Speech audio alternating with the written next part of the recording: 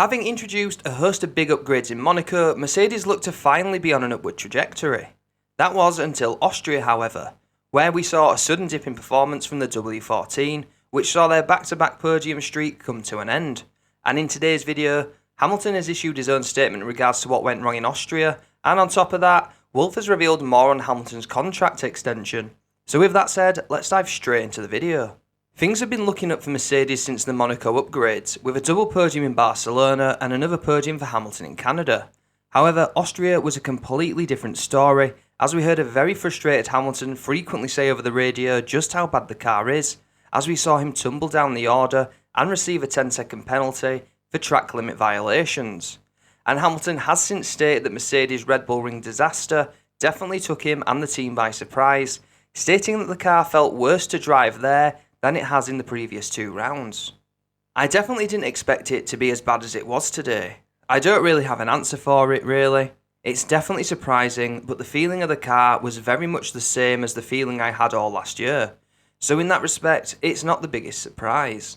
The car was definitely different compared to the last 2 races. The last 2 races were way better than today.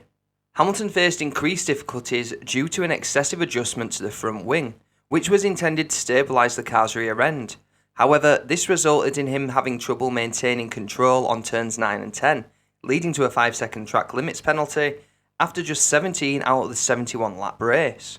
Post-race, Hamilton along with several other drivers received an additional penalty of 10 seconds. This caused him to fall behind Russell, landing him in 8th position overall. We knew that we had a really bad rear end here, so we took out a lot of the front wing to try and keep that balance so that we could do a long run and go long. And we massively overdid it, and I was almost full lock around the last 2 corners. Going into turn 10, I was just sliding and I couldn't do anything about it. So through the stops, we then added a lot of wing and the car started to slowly come back to at least getting around and staying on the track.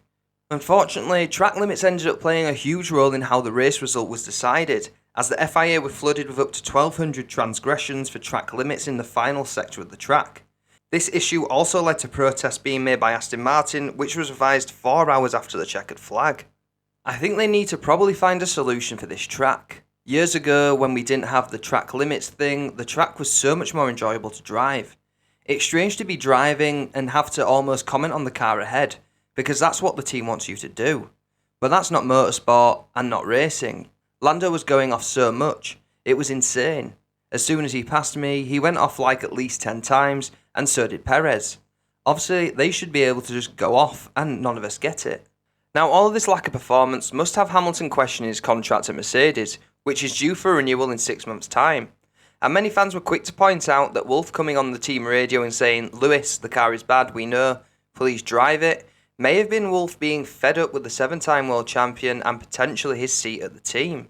However, Wolff has since addressed this, saying the message was meant well and sees it having no issue in contract negotiations. I'm still very confident. They want to do it super to every detail, and sometimes you can have a situation where everything is carved out.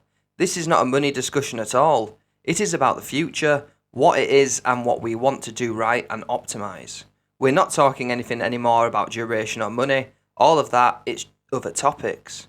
When further pressed regarding the length of the proposed contract extension, Wolff went on to say, "For a while." The Brits say a couple means 2, and the Americans say a couple means a few. So it's somewhere there. So it seems that talks are heading in the right direction, but the question remains, can Mercedes turn the car around for the home race in Silverstone? Let me know your thoughts in the comments below. But that's going to be the video from me today, guys. Remember to like and subscribe if you enjoyed today's content, and until the next time, bye bye.